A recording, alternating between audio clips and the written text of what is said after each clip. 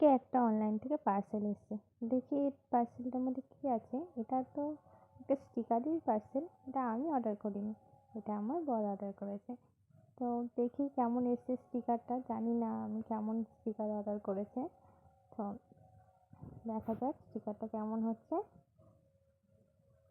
মেয়েটা সকাল থেকে বলছে, মা কখন খুলবে স্টিকার, কখন খুলবে। আর কি দাঁড়া, একটু ফাঁকা সময় পাই, ভিডিও করব, আপনাদের সাথে শেয়ার করব। তাই সেই জন্য আমি স্টিকারটা সকাল থেকে খুলিনি। এখন স্টিকারটা খুললাম।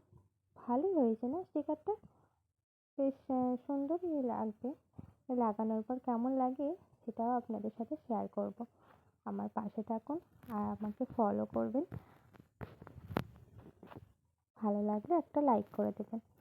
দেখা হবে আবার নতুন একটা ব্লগ নিয়ে আপনাদের সকলের সাথে। আমি আমার ব্লগটা শেষ করছি।